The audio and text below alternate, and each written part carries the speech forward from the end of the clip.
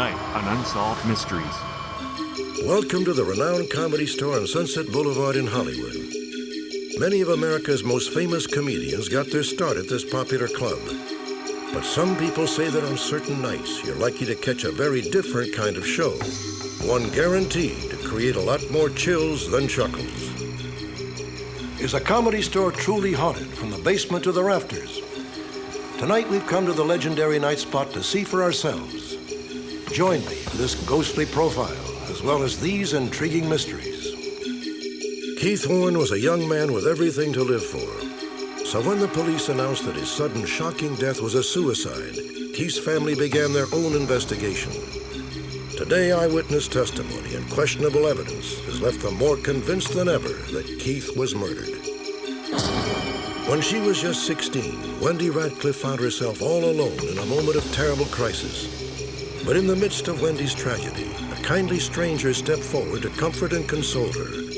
Perhaps someone watching tonight knows the identity of Wendy's unknown Good Samaritan. Also, Keely Shea Smith joins us from the phone center with a poignant update. See how your calls reunited Fritz Lincoln with a soldier who helped teach him the true meaning of Christmas. Stay with us for another fascinating hour of Unsolved Mysteries.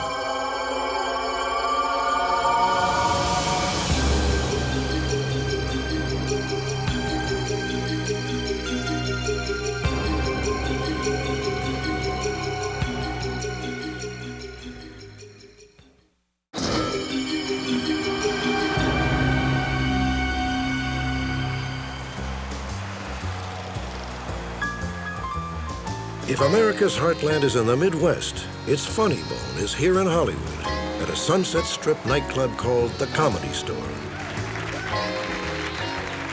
For more than 20 years, the club has played host to legendary comedians like Richard Pryor. Film and television stars Jim Carrey, Roseanne, Jay Leno, and Arsenio Hall each got their big break when delivering knockout punchlines to the club's delighted fans. This here right here, no, that's Don King. Okay, where's the one I'm at? I'm supposed to fight. But some say the best show takes center stage when the crowd goes home and there's hardly a living soul around. According to many employees, past and present, the Comedy Store's hallowed halls are haunted. Author Laurie Jacobson, who once worked here as a waitress, collected the stories for a book about ghosts in Hollywood. This place is haunted from the basement to the rafters. When I was a waitress here, the waitresses would have to set up the showroom by putting tablecloths on the table, and we would put an ashtray on every table. And we would set up an hour before the customers were due to arrive. On occasion, girls would set up the room, leave for a moment, come back, and everything would be put back. The tablecloths would be refolded and stacked. The ashtrays would be stacked. And we all knew exactly what we were dealing with here. Dave! That what was happening in those rooms, being set and unset, was being done by ghosts. It wasn't a figment of my imagination. I wasn't drunk. I wasn't high. I didn't get hit in the head with something and, you know. It's easy to know once you've seen it, you believe it. When he was just starting out, Joey Gaynor worked as a doorman at the Comedy Store. Most nights he was the last one out of the building, or so he thought. It's about 3 o'clock in the morning, everybody's out. I'm locking up and I go into the original room and get my coat, and there were 2 candles lit on the table. I blew them out.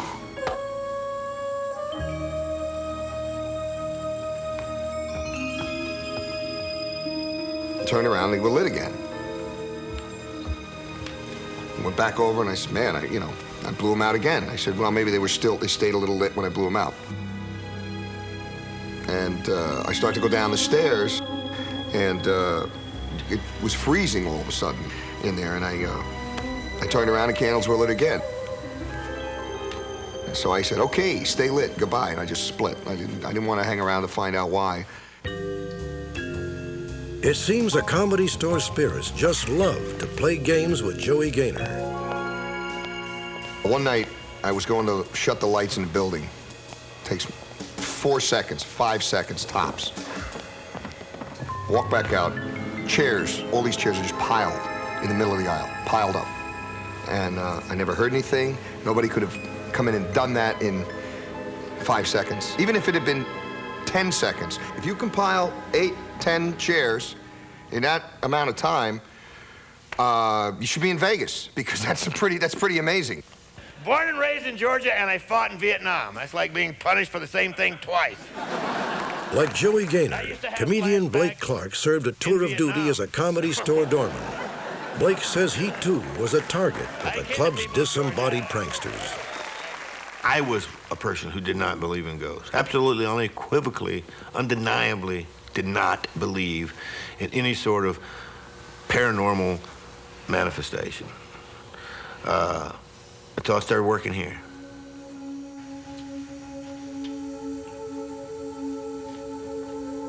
I was coming in to lock up the main room and heard a noise.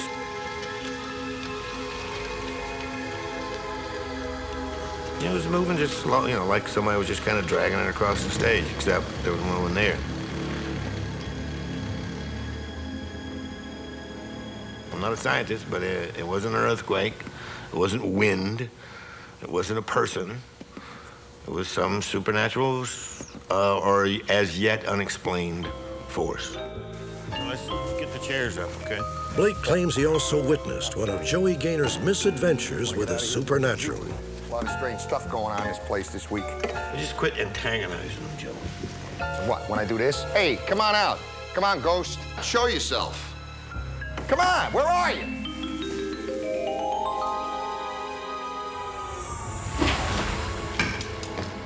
I saw this ashtray just go across the room and burst onto the wall.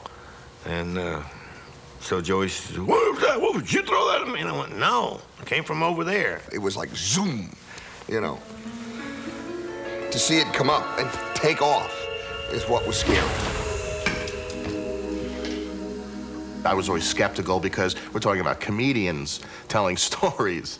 However, I did see it. There's no doubt. Michael Becker currently handles a Comedy Store's business affairs.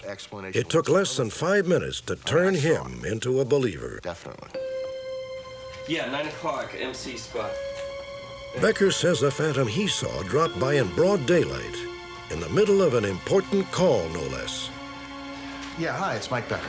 As I was standing there, I saw someone with a kind of a tweed 40s jacket just walk right into my office. Get that guy in my office. Can you hold, please? Thanks. Who's that guy? What guy? The guy that just came in here. There was nobody there except the guy that was on the phone originally. Nobody came in here. Nobody. And to top it off, the guy that was on the phone didn't see anything. Thanks. So it was not a guy, but it was something that walked in my office. That something has been prowling the premises for decades, or so they say. Long before the Comedy Store moved in, these walls were home to the nightclub Ciros. In the 1940s and 50s, Ciros was a splashy, flashy playground of movie stars like Tyrone Power, Betty Davis, and Lucille Ball. Ciros was the most popular nightclub in Hollywood. And when a club is that popular, the mob is often involved. Mickey Cohen was the most notorious of the club's gangland regulars. It has long been rumored that a few unfortunate souls who had run-ins with Cohen ended up as ghosts at Ciros. It kind of all fits together that something happened back in the 40s perhaps, because it's never like a hippie-looking guy, or it's never somebody from the 80s or anything like that. The clothing is always 40s, every time I've ever heard a story. Once you rule out all the prosaic, logical explanations, such as a hoax, a fraud, misinterpretation of natural events, seismic, transients, electrical transients, you're left with something that is totally inexplicable in terms of modern science. Modern science would have conniptions trying to explain what Blake Clark claims he and a co-worker saw late one night. What the? You feel it? Yeah. We looked back and I saw the gate, and it just started bending out into the hallway. And making that kind of noise. And as I was looking at it, I thought, this is certainly approaching the boundary of physical possibility that something can do that. Most of the ghosts at the Comedy Store are not dangerous at all. But there is something in the basement that is very terrifying. And you'll have a hard time convincing people to go down there, at least alone. It was a challenge tailor-made for Blake Clark and Joey Gaynor. One time, and one time only, they braved an after-hours visit to the forbidden clutter of the Comedy Store basement.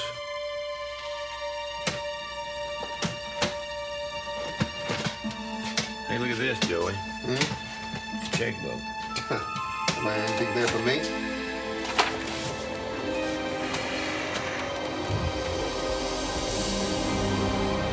Hey, what do you want? What do you want? Just stay back. Just stay back. What do you want?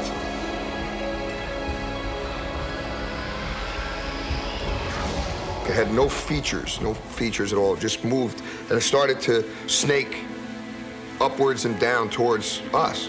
Spirit, demon, whatever. Whatever was down there in that basement, I just don't like it. What do you want? Apparently, the feeling was mutual.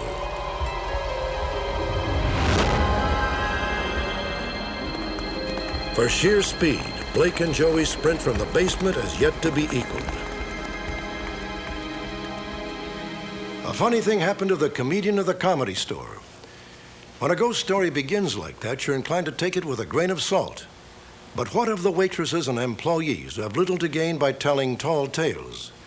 So far, Laurie Jacobson has documented 50 mysterious episodes here at the Comedy Store.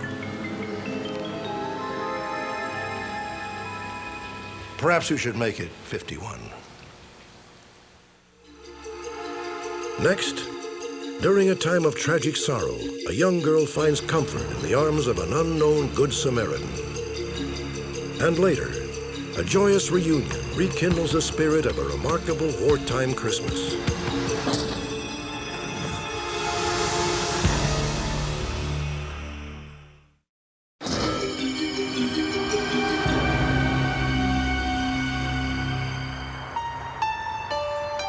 It was a friendship that reached across the generations. 16-year-old Wendy Radcliff, weathering her parents' stormy divorce, found a best friend and confidant in her grandmother, Bernice Gardner. There was really unconditional love between us, and she accepted me. It was total acceptance. To spend time with my grandmother was safety. It was kind of like my safety net. Whenever I had problems at home, I went and stayed with her. How are things with your mom and stepdad? In 1984, Wendy and her grandmother spent Christmas vacation together in Oregon. On December 30th, they headed back home to Southern California. Uh-oh. What's wrong? Light just came on. I think we better pull over. No one could have foreseen that the minor car problem would trigger a catastrophic series of events. Within hours, Wendy would find herself all alone, facing unbearable sorrow. More than a decade later, Wendy still wants to thank the total stranger who unexpectedly appeared at her side that tragic night in December of 1984. Okay. The car repair had derailed Wendy and Bernice's plan to drive home in one day. Wendy called her mother from Modesto, California, to say she and her grandmother would be staying over. That's it. Hungry? I'm starving. The place across the street used to be pretty good. Want to go try it again? Okay, sure. Come on. Then we headed out to walk across the street to the restaurant. And I was ahead of her, and I just kind of ran out into traffic and went across the street, and she decided to wait.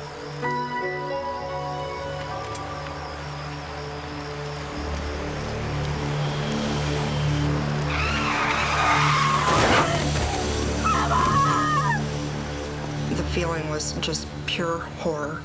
I can't describe it any better than that. It was just to see her and to see her looking at me when it happened. It was just pure horror. Wendy charged into the restaurant, screaming for help. By the time she returned to her grandmother's side, a small crowd had gathered. And there was a man there, and he kind of pushed me away. Wake up! Let go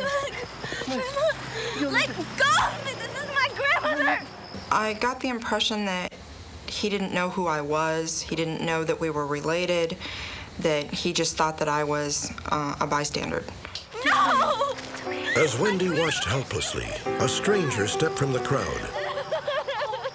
This woman just grabbed me and held me and told me it was okay to cry, and tried to tell me everything was going to be okay and, you know, comfort me.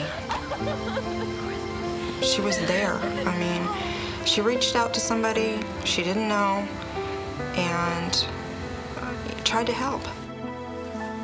At the hospital, Bernice was rushed to surgery. Wendy was alone again, adrift in a living nightmare.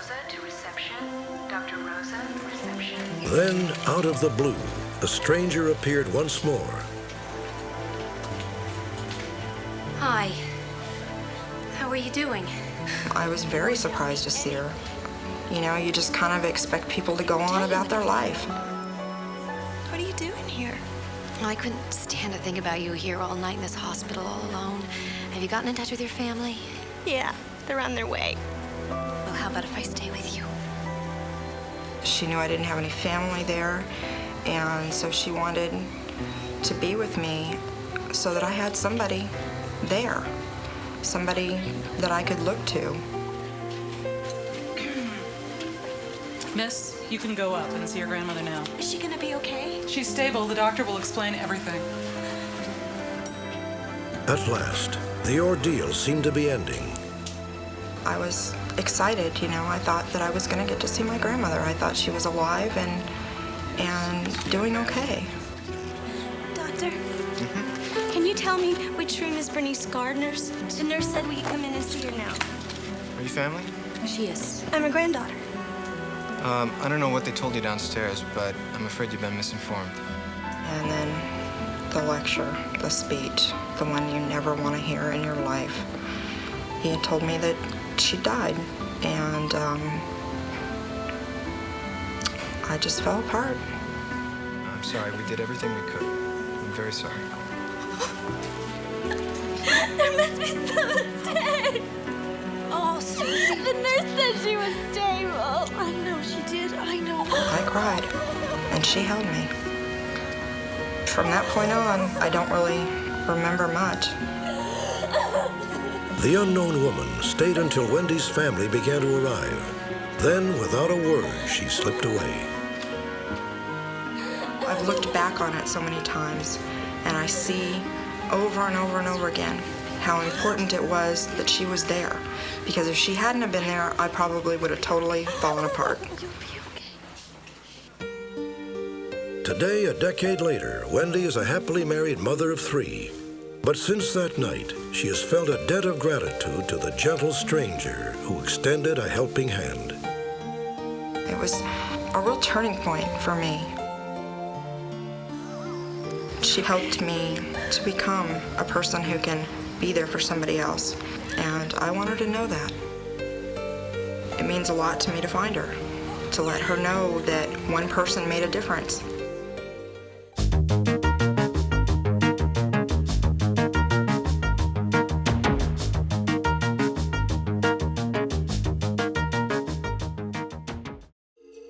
When we return, in 1944, a German boy and an American GI shared an unforgettable Christmas dinner. Some 50 years later, our viewers helped reunite them.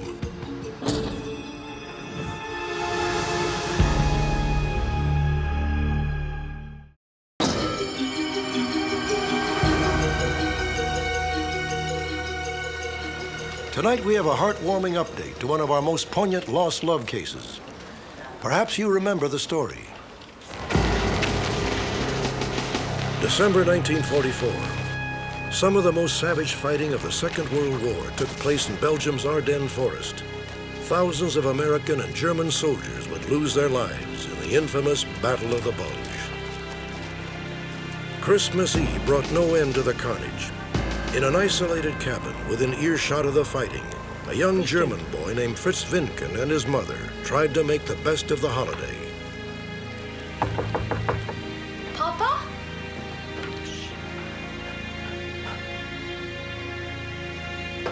My mother blew out the candle and went to the door, and I went with her. She opened the door, and there were these soldiers. We're Americans, and we're lost. And our friend's been shot.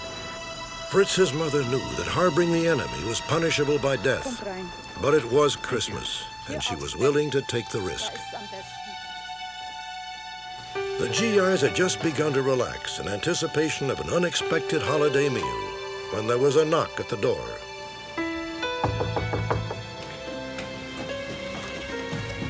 We thought automatically this must be more Americans. And I went to the door and opened the door.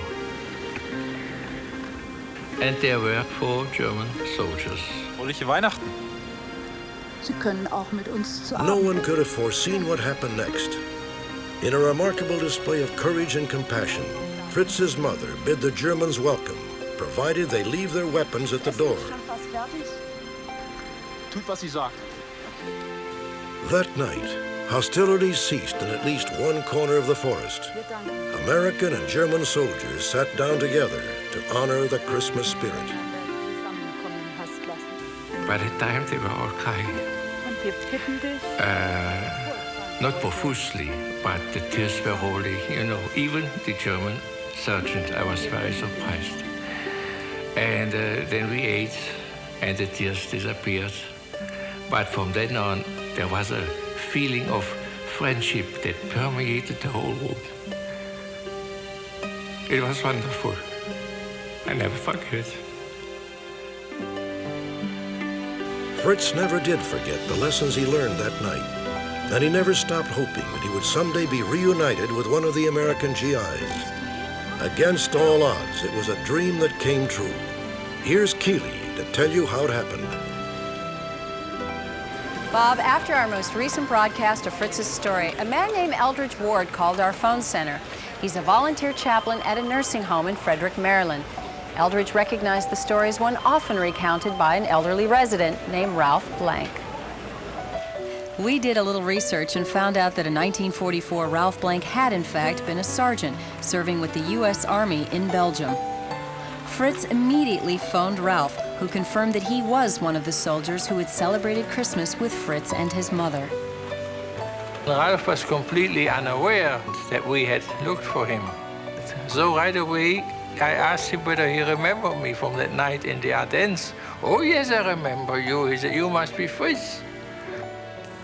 On January 19th, 1996, Fritz flew to Maryland to meet his long-lost friend, who is now 76 years old and in fragile health. I was very excited. I could hardly wait. That's Ralph. Fritz! Ralph. But 50 years ago, what? That's well, I'm glad to see you. I just had to look at his eyes, and I knew this is him. And he recognized me, apparently, even though we changed so much in that time. But it was a great experience.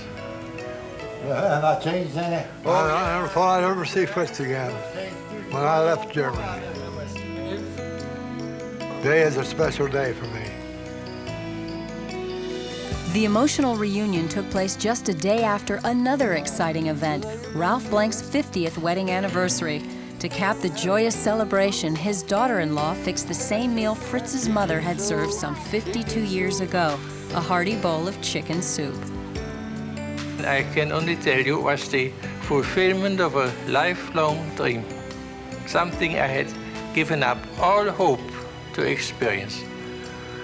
In the woodshed. Yeah. Fritz Lincoln and Ralph Blank, proof that true friendship and brotherhood can endure time, distance, and the ravages of war. I had a pistol, you remember? Yeah. I gave it to your mother. That's right. Oh, she took it from you. She still got my pistol.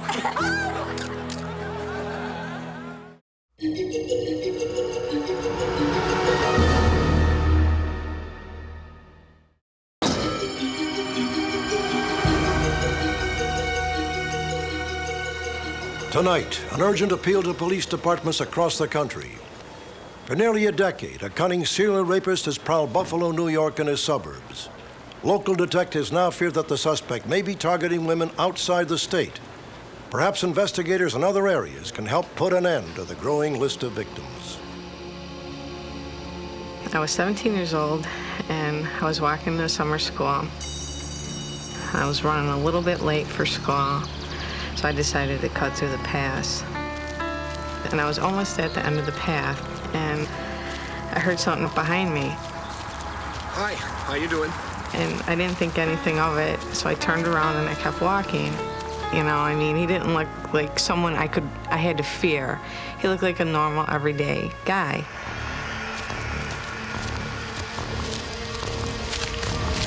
Shut up!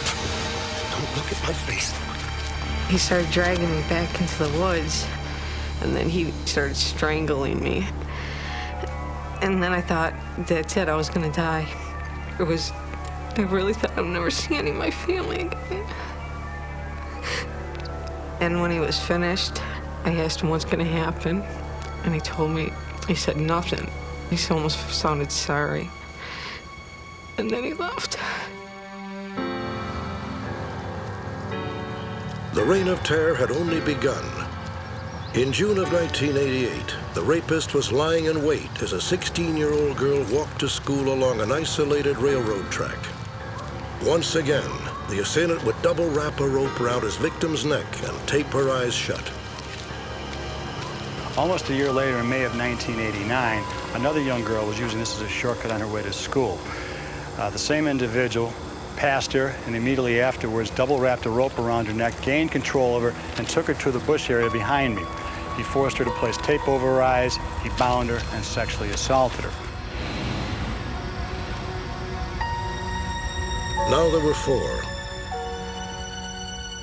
Two of the women said the rapist had worn a blue baseball cap. Each victim described a short, stocky, mustachioed man in his mid-30s. 4 months passed. Then a fifth attack. A woman, alone in a secluded place, early morning. He placed a rope around her neck, he wrapped it twice. She described him as a very powerful man. He lifted her over this fence and took her into the wooded area over here, where he bound her hands behind her back and he placed surgical tape over her eyes, and at that point he raped her.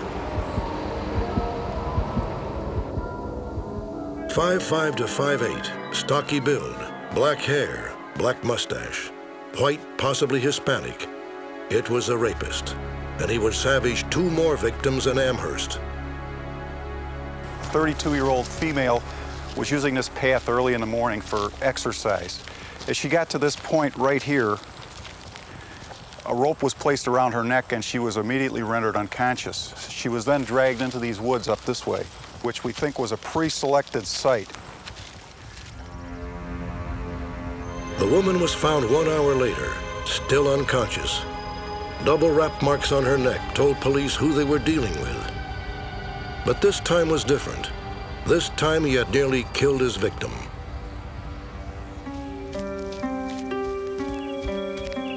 "22-year-old Linda Yalem was a student at the State University in Buffalo when she crossed paths with a rapist. Linda was his 7th known victim. She would be the first to die. Linda Yalem was left in the woods, her mouth and nose wrapped tight with duct tape. It was premeditated murder. He planned on killing her when he grabbed her that day. Once he put that tape over her nose and her mouth, there was no chance for survival. An unexpected lull followed. 2, 3, 4 years. Authorities wondered, had the suspect moved, gone to prison, or even perhaps died? Then in October of 1994, a 14-year-old girl was raped in Buffalo, New York. He was back. This guy strikes so infrequently. He's very hard to profile. Very, very difficult. He's either got tremendous self-control, or else he's hitting in other parts of the country that we're not aware of.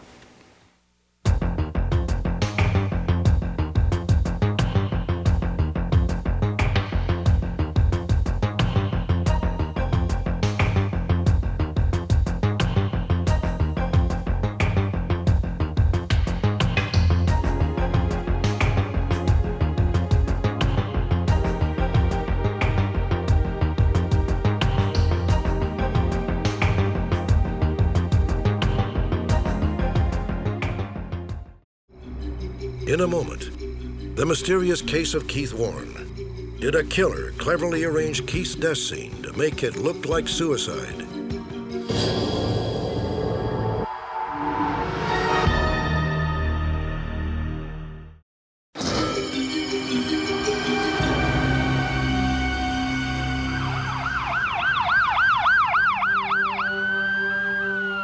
The 911 call came in just before 2 p.m. on July 31st, 1986.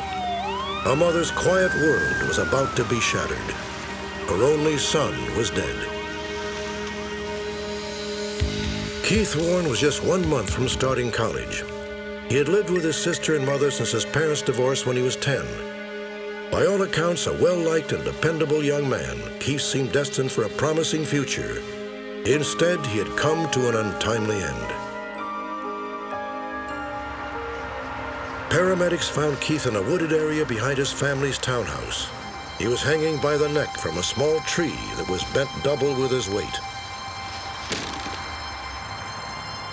The elaborate arrangement of the hanging rope would later be the source of bitter debate. The cord was anchored around the base of a large tree. It extended some 25 feet to a small sapling. It encircled the sapling's trunk and then arched up through a fork. The authorities, however, saw nothing suspicious about the scene. After a brief visual inspection, the county's deputy medical examiner determined that Keith Warren had committed suicide. No autopsy was ordered, and the body was dispatched to a funeral home for embalming. It was already dark when Keith's mother was informed. I didn't realize at the time that Keith's body was not at a morgue. There'd been no investigation, and his body had been discovered maybe 5 or 6 hours earlier, about 12:30. I didn't know at the time the officer had chosen a funeral home. A few days later, Mary Cooey received her son's personal effects, some audio tapes, a jacket, and his trademark brown boots. I saw the boots, and that's when I just got really, it was just, I knew it was all over. To see the boots, that was Keith, and that was it. Initially, Keith's mother accepted the finding of suicide. But over time, she found discrepancies too numerous to ignore. Today, Mary Cooey totally rejects the official explanation. Her doubts began after she heard from a friend of Keith's named Rodney Kendall. Rodney reported that a parade of suspicious characters had been looking for Keith shortly before his death. Hey, yo, dude. Seen Keith Warren around? Do you know him? No, why? What's up? Nothing much, man. Just some friends looking for him. Seen him around? The first incident occurred in front of the townhouse a week before Keith's body was found. Why? What are you looking for him for? It was mainly black males that were in the car. And Keith did not associate much with black males. Most of his friends were white males. So I thought that was pretty strange. And after I told them that I hadn't seen Keith, they left. He said they weren't from the neighborhood or our school area, so I kind of figured, why would they be looking for Keith? But no one had an answer for me. Several days later, Rodney had another odd encounter. This time with a high school acquaintance of Keith's named Mark Finley. Rodney, have you seen Keith? Oh, man, what's up? I need to find him. When was the last time you saw him? I don't know. We were out last night. This is the last time I saw him. When? He seemed pretty urgent. I thought it was pretty strange because he acted like he needed to find Keith very quickly. And I told him I didn't know where Keith was, and he left.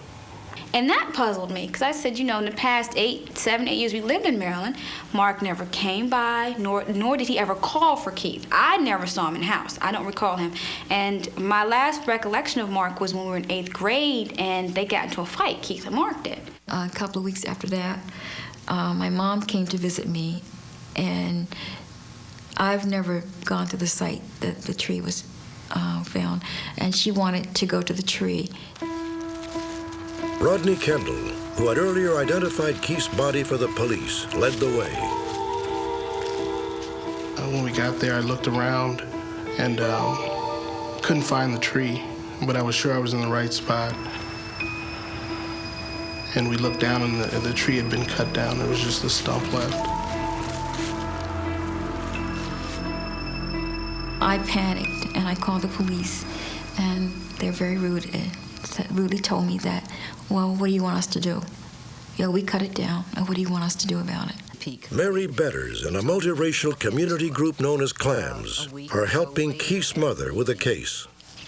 The police had cut down the tree, and they were saving it as evidence. Now, this was a big surprise to us because heretofore they had said that the case was closed. And we were surprised that they would be still collecting and saving evidence. Keith's mother no longer trusted the police or their explanations. She launched a letter-writing campaign targeting state and federal officials. But for 6 long years, Mary Cooey hit a stone wall every way she turned. Then came April 9th, 1992, her son's birthday. Keith would have been 25. That afternoon, Mary found a plain manila envelope at her doorstep. The stunning contents would sweep her back to the day of her son's death.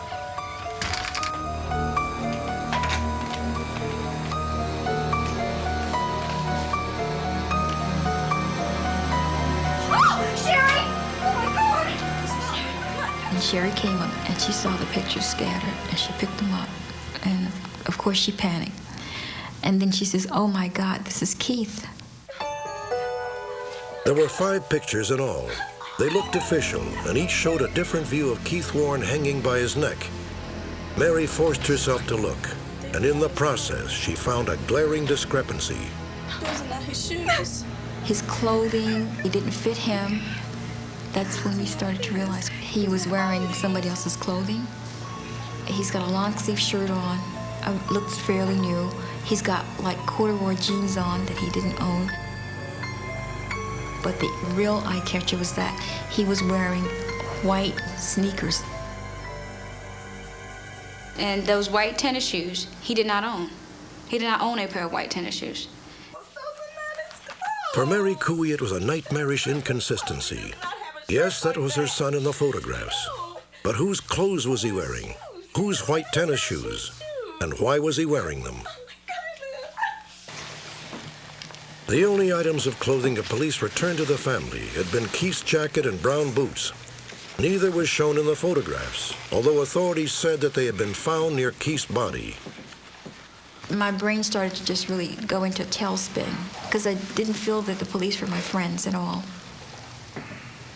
started to talk around to legal people, and I was advised to go to a local investigator and find out the source of the photos. The police department conceded that they were copies of original police photos, but they had no idea where they came from, none whatsoever. They were questioned numerous times. When Joe Alercia examined the pictures, he noticed leaves on the back of Keith's shirt. To Alercia, this suggests that Keith had been lying on the ground and was hoisted into a hanging position by someone else. Alercia says that his theory is bolstered by the complex path of the rope found at the scene. Apparently, the perpetrators noticed that the tree was small and wouldn't hold the body, therefore they needed some security by tying around a big tree here. When you talk to police off the record, you get, this was a travesty of errors. On the record, you get a lot of, there are logical explanations for everything, and yet no logical explanations have ever been given. The fact of the matter is, no one seems to know whose clothing Keith Warren is wearing in those photographs, and whether or not Keith Warren was hanged or whether or not he committed suicide.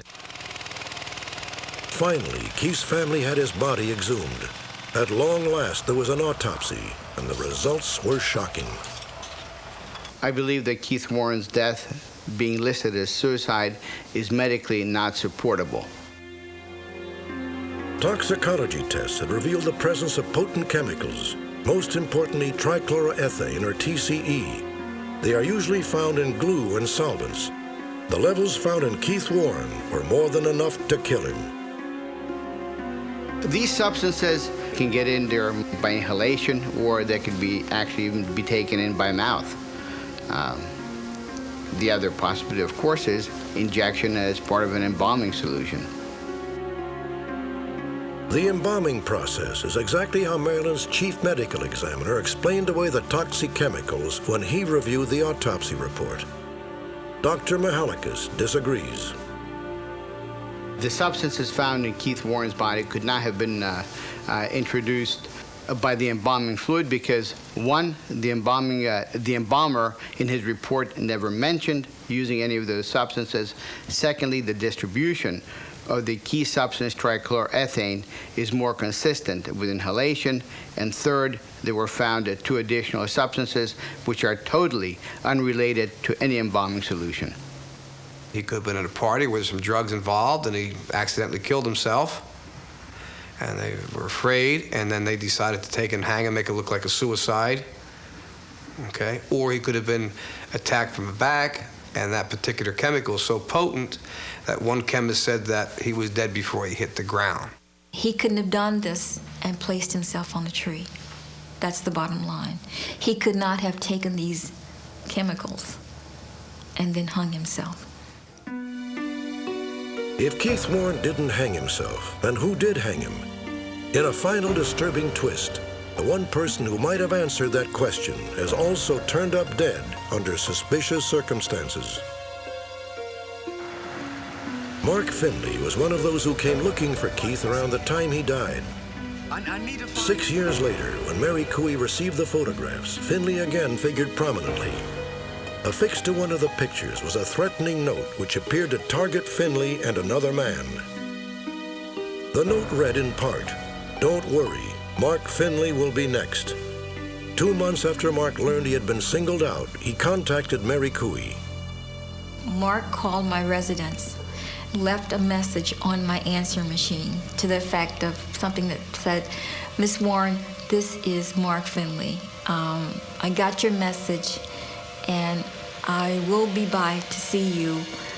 I do remember the specific words, but I need to unload."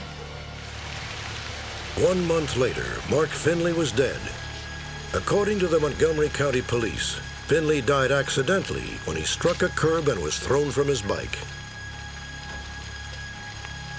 That was a strange death. The original ambulance crew said the damage to Mr. Finley didn't fit the accident itself. The damage in his face, it looked like somebody either hit him with a car or he was waiting for him with a baseball bat and hit him with a baseball bat. Mark Finley made a statement at a party saying that Keith didn't kill himself, I helped hang him in the tree. It just seemed kind of strange that he happened to expire when he had made that statement. Why was Mark Finley targeted in a threatening note? Did he truly have information about Keith Warren's death? As with all the other nagging questions, the authorities have a standard answer. This case is closed. We're still being stonewalled, and we're still being fought, and that's incredible. I can't understand that. What is it that the system does not want me to know about my child's life or death? Despite repeated requests, officials in Montgomery County, Maryland declined to comment on the case or participate in this broadcast. Mary Cooey vows that she will continue to press her own investigation until each and every question about her son's death has been answered.